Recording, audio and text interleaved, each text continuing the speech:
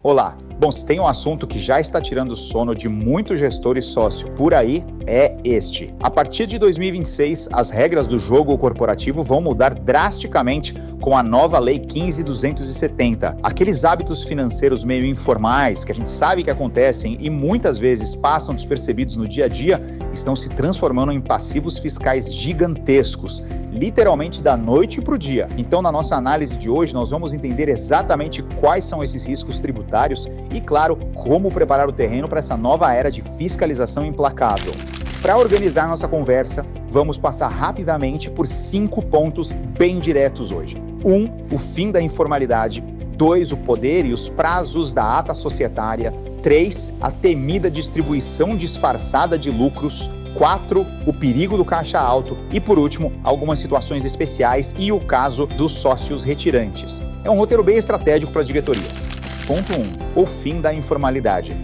Olha, a Lei 15.270 traz uma quebra de paradigma total para as corporações. Sabe aquela velha prática do acerto de contas de boca? Pois é, acabou. Agora, a conformidade contábil estrita é regra básica de sobrevivência. Indo para o ponto 2, o poder e prazos da ata.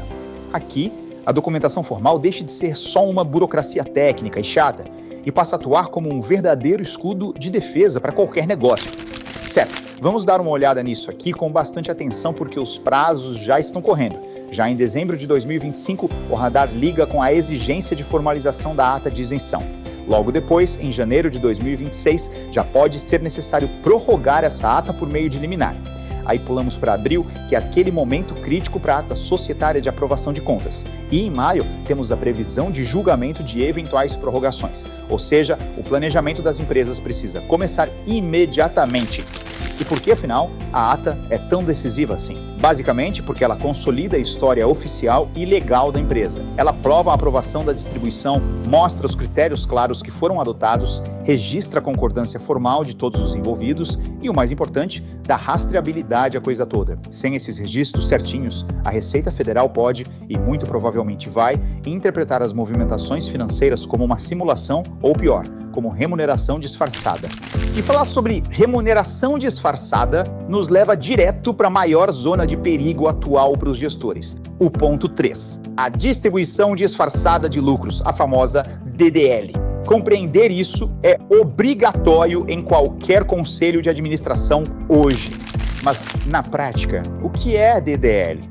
Em termos bem simples, é qualquer mecanismo de transferência indireta de riqueza da empresa para os sócios. É aquela movimentação que, lá no papel, não tem carimbo de distribuição de dividendos, mas no bolso do sócio gera exatamente o mesmo efeito econômico. E aos olhos da lei, isso é uma infração severa.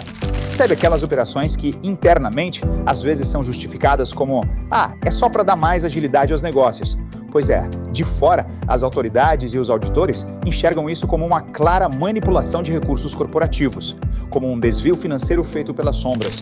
Para deixar isso bem palpável para quem toma as decisões, vamos ver os sinais de alerta clássicos que disparam o radar das auditorias no dia a dia. A DDL aparece muito em operações feitas em condições fora da realidade do mercado. Por exemplo, vender um carro ou imóvel da empresa para um membro da sociedade por um valor bem inferior ao que se pratica por aí. Ou o clássico pagamento de despesas pessoais usando os recursos da empresa. Outro gatilho imediato? Empréstimos concedidos aos sócios sem juros ou com umas taxas artificialmente muito baixas. Isso coloca a corporação inteira sob suspeita na hora. Então, para não deixar nenhuma margem de interpretação e ir direto ao ponto, lucros distribuídos antecipadamente sem aquele balancete intermediário de comprovação ou empréstimos informais direcionados a sócios são automaticamente enquadrados como distribuição disfarçada de lucros. Não existe flexibilidade. Isso nos leva ao ponto 4, o perigo do caixa alto. Por quê? Além da DDL, esse é outro aspecto contábil que funciona como uma verdadeira bomba-relógio na conformidade das corporações. E isso ilustra perfeitamente o drama. Manter um saldo na conta caixa muito elevado e contínuo no balanço é o que a gente chama no jargão de dinheiro na gaveta. É aquele montante que aparece lindo nos relatórios, mas vai procurar na conta bancária da empresa, não está lá. A lógica da fiscalização é muito prática. Se o valor não está no banco, é porque ele já foi transferido para alguém às escondidas. O que impõe um baita desafio de gestão e conciliação, ficar de olho na conta corrente dos sócios. Fechou o mês civil? Qual é o status? O sócio é credor ou devedor? O balanço tem que ser esmiuçado todo mês. Se existe lá um saldo devedor constante sem a formalização de um contrato de mútuo com juros praticados pelo mercado, adivinhe? A empresa recai inevitavelmente, de novo, num risco tributário gigante. E assim chegamos ao nosso quinto e último bloco: situações especiais e retirantes. Afinal, a vida real no ambiente corporativo é cheia de cenários complexos. E são justamente essas exceções que costumam colocar a solidez jurídica do negócio à prova. Vamos pegar essa dúvida que é figurinha carimbada nas mesas de diretoria. Imaginem o seguinte cenário: a empresa realizou distribuições ao longo dos meses porque os resultados intermediários pareciam ótimos. Maravilha! Contudo, ao fechar o balanço anual, os números revelaram um prejuízo. Como os gestores devem proceder diante dessa inconsistência entre os saques que já foram feitos e o resultado global negativo? Olha, a resposta para esse dilema não permite nenhum tipo de caminho criativo. A solução administrativa, e que é obrigatória, é complementar o capital da sociedade. Se houve a retirada de um lucro que, no cômputo final, se provou inexistente, esses valores precisam retornar. Eles têm que voltar à empresa para garantir que o caixa e o patrimônio da sociedade permaneçam completamente íntegros perante a lei. Aqui surge outra pergunta de extrema relevância estratégica. É legalmente possível realizar a distribuição de lucros em uma corporação que, no momento, possui débitos tributários inscritos e ativos no nome dela? Surpreendentemente, sim, é possível distribuir.